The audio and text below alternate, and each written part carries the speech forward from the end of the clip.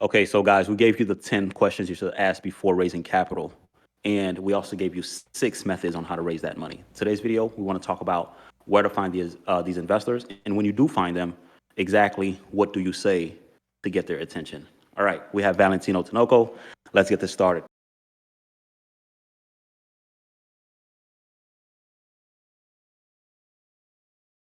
Number one, where do you find investors? It's kind of who you know, right?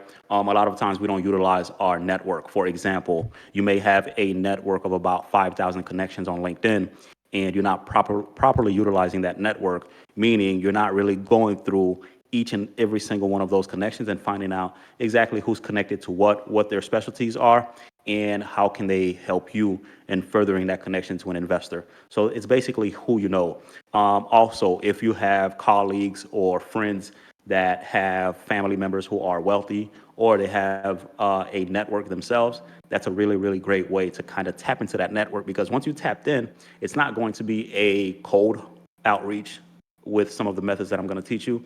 It's more of a cold outreach. But when you have that network, you're utilizing people you know, it's a warm approach, and it's coming from somebody that, they know, somebody you know, and your chances of getting introduction to an investor to actually speak with you is a lot greater. So number one is, who do you know? Number two, VC firms. So I've talked about this in the previous videos of the 6 methods to raise money. VC firms and PE firms was one of those.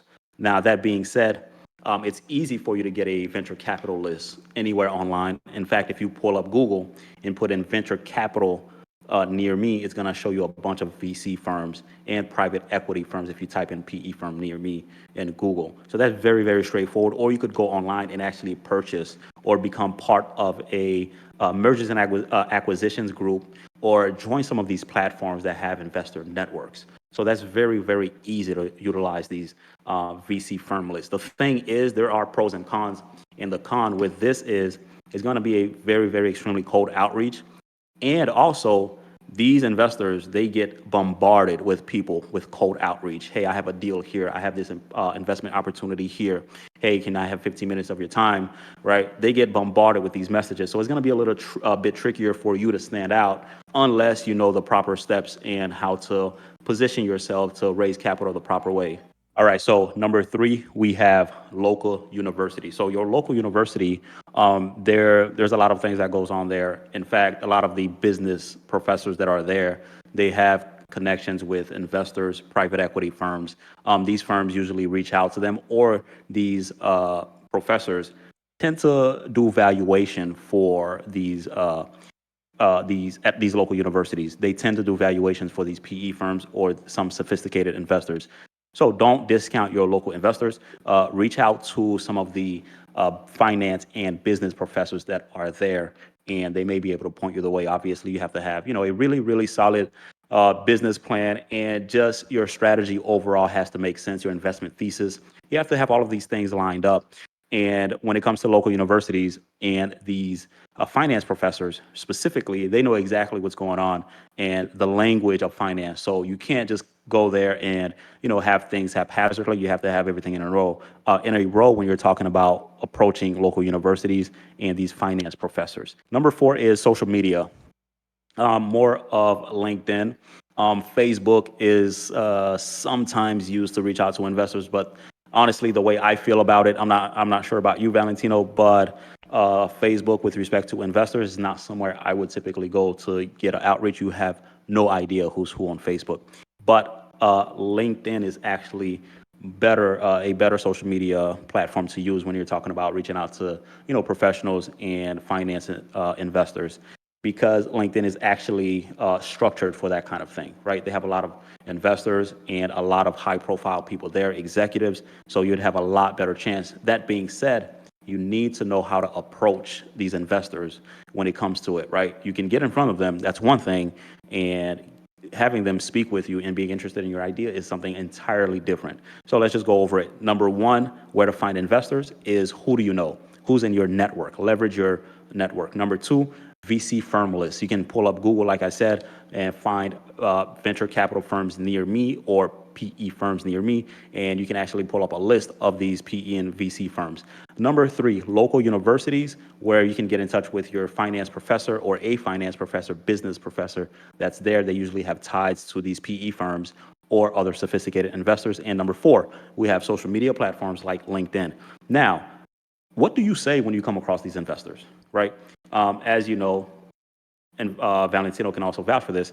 When you're talking about investors, they typically don't have the time to just entertain a silly idea or a silly business project that you have, right? Or some kind of next save the world project. They hear that all of the time. So you have to be able to craft your message specifically for them. So when they hear it, you're actually, all the bells are going off in their heads and they're saying, hey, let's speak.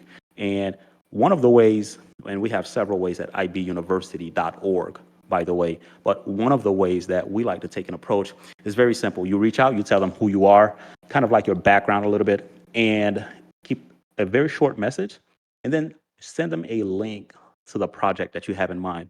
For example, you can say, hey, I'm a 21-year-old Harvard graduate or Wharton graduate, and I'm getting into mergers and acquisitions. And this is the thought that I have. I was thinking about creating a acquisition platform in this industry. The reason why is because the past 3 years, due to the environment of COVID-19, there's been a lot of exits. In fact, 42% more business owners have been looking to exit in this specific industry, and majority of these companies or business owners have businesses that are less than 5 million in revenue, which is leaving a very untapped market for small, medium to lower market guys like me to come up and take advantage of these companies.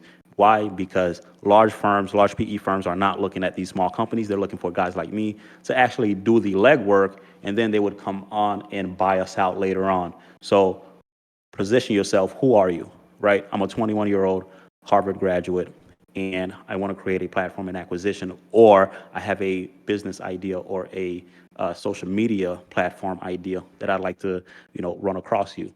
Hey, can I buy you coffee? And can I get 15 minutes of your time? Keep it very, very simple. Usually 1 to 2 sentences is what you would get the chance to actually tell these investors to make sure they're interested in your idea, right? And then if it's a message outreach, if it's a email outreach, kind of provide a link to, kind of show them a little bit about the project that you have in mind or anything else that would teach them about what you're talking about, right? And as a matter of So fact, we got a picture example depicting yes, this. yes, yes. Yeah, put that up. So this is going to be a example of one of my cold outreach. What I say to investors, and how I get their feedback and their response, which is relatively quick, right? Let me know when you have that pulled up, Yeah, Valentino. we got it up. So as you can see, guys, here, Ansi, hi, the individual's name. I believe we share a few things in common.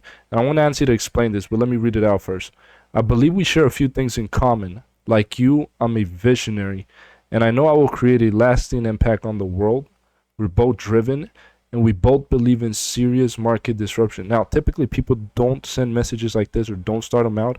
Why did you, Ansi? Yeah, absolutely. And the opening makes all of the difference, right? So what I like to do is I kind of want to show them that we have something in common. You know what I mean? A lot of people, they would tend to at least hear you out for a couple minutes if you can actually show that you have something in common, right? And then I just went right into kind of like my pitch, right? What are we doing? We're creating a self-sustaining supply chain in healthcare, and I kind of named the reason. And if you see here, said I'm seeking an experienced investor to sit on our board. So I'm not asking for capital, even though that's what I'm going after, right? That's what I want. But I'm not coming out saying, hey, this is who I am. This is what I'm doing. By the way, I'm looking to raise $5 million. By the way, right now, we have two deals that we need to close on, and we need about $15 million for it. That's not the way I'm coming off at all. In fact, I don't mention anything about needing capital, right? So I'm more so asking for their perspective. And what I want them to think of is me asking for advice. Someone told me this, a business partner of mine told me this a while ago. He told me, when you're asking for money, ask for advice, and when you're asking for advice, ask for money, right? So typically, when you go asking investors for advice, they would typically ask you, okay, so what kind of project is it? It is, if they're interested in it, they would say, hey, look, All right, I'll give you a soft commitment. Obviously, this is further down the line of them knowing a little bit about you, your story, and the opportunity that presents itself. Now, when you're asking for money, typically these investors would give you the opposite. They would give you advice on how to go get that money, right? So that's why I kind of positioned, or I kind of structured the message in the way that I did. And lastly, I ended with, I was wondering if I could get 15 minutes of your time to get your perspective on the landscape of VC, PE, and founders. So this is actually checking his boxes. I'm not asking for capital. I'm actually asking for advice, and I'm showing that we have something in common. We're both very much driven. We believe in industry disruption, right? And we are both visionaries because he's a founder and he's a CEO. Like myself, I am a founder, right? So we have a lot of these things in common. That's why I structure the message that way.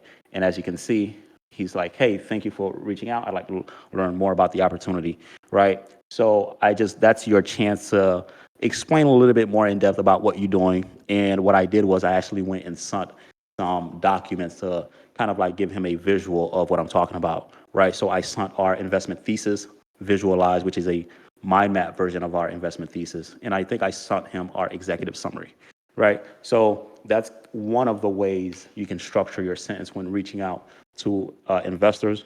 And I'm giving you an idea of what to say. You don't want to be spammy. You don't want to, have long paragraphs. This is not a, you're not trying to write a novel because investors do not have time for that. You want to keep it very brief, short, simple, and straight to the point. And always, always ask for 10 to 15 minutes because these guys will not give you 30 minutes on the first discovery call because they don't know who you are or what you're about or if you have anything worth their time listening to. And in these guys' world, when you're an investor, you're actually writing, 500,000, 1 million in greater checks. Time really matters, right? So I wanted to share that with you guys. That's what you say when you reach out to investors. Hey, Valentino, do we have the screenshot of Yep. after we get the investor warmed up and when they're actually on board with us? What does that look like? Yeah. So as you can see, guys, the first picture starting at the left going towards the right, it says, "Thank you so much, Ansi. Hope you've had a great weekend. I was busy the last 10 days buying 5 acres in Tennessee for my forever home. To say it's rural and it's an understatement. Almost no connectivity unless you head into town." So his investor gave him an update of what was happening. But besides that, and the following message, you could see he follows up with, "Team, let's move forward at a strategic pace, purposeful and forward. This opportunity is fundable, and we will put our own capital in each and every financing round. Justin will be the point guard for, and we're blessed to have to have both this guidance and strategic mind. And for you to know, Justin is the guy who is doing the due diligence on this." He follows with, "I'm open to a weekly meeting for the four of us, but only if and when we need it." Again, as Ansi stated, they're not looking to waste time, and every call you have has to have an end goal. We're not here to just flap our mouths. Yeah, absolutely, absolutely. And again, when you're dealing with real investors, people who actually, write these checks, they don't just have time to have frivolous meetings. In fact, investors hate having meetings, especially something that's not going to move the needle. You got to understand these guys, they have deployed it or they will deploy 500,000 or millions of dollars into you, your project, your company, your business. They don't have time to sit here and wonder about how you feel. And the thing is, the only thing investors care about is that return, is return. With them being polite, obviously, we're human beings. We're not bullies. Nobody want to be a dick and just say, "Hey, what the fuck is wrong with you? Where's my money?" Right? So because for the sake of corporate formality, they'll be nice. But they only have one thing that they care about. Don't get that twisted. And that is the return of their money. They don't care about how you're doing, if you're feeling well or not. They don't care about your kids, if you have any, your family. They don't care about any of that. The only thing that they care about is we gave you money and we expect a return. And where is that return? Right. So just keep in mind when you're dealing with these investors, it's not emotional at all. It's very much 100% business. And you have to have tough skin, obviously, and in the right mindset. Right. But that's what it looks like when you reach out to these investors, a cold outreach, and what it looks like when you get these guys on board. Obviously, I have several investors, right? But the thing is, I am constantly reaching out to investors and seeing who is interested in what we're doing, because capital raising is something that is complex, and you can never have enough investors, because you may always need to pour a little bit more capital for something else, right? And I always like to have, oh, what about that money? You know what I mean? You might say, hey, well, we did a $10 million raise, or we're doing an 8 million, and all we did was a raise 8 million. That's not really going to do it, right? Because within that raise, after you raise that money, there's going to be things that come up, and we call that, oh, what about that money? We raised 8 million, but oh, what about that? Oh, what about this? So you want Right. to have that, available to you. Hey, Valentino, do you want to touch on the six, because we only gave them five? Where to find the investors? We gave them 4 points. I'm sorry, we gave them 4 points. Do we want to talk about the fifth point of where to find investors? Is that something you want to touch on? We can leave it for a follow up video, or if you want early access, you can go to ibuniversity.org. Look, we've had individuals had a 100% success rate. Let me put it to you like this. When you graduate from high school, right? High school, a centralized place where you see individuals every day and you're able to connect and make connections. It gets more difficult as an adult. What's a place where you can meet them constantly, every week, and you know they'll be there? That's a spot we'll talk about in the next one. Exactly, exactly. So, guys, if you like this video, if you found value, give us a like, subscribe. But always remember, if you want what we just discussed in a PDF format, if you say, hey, look, Valentino, hey, Ansi, I need what you guys just discussed in a PDF format. I need to be able to see it. I'm a visual guy. I learn visually. Don't worry, we got you covered. Just go to ibuniversity.org/membership. All right. Okay, guys, see you next time.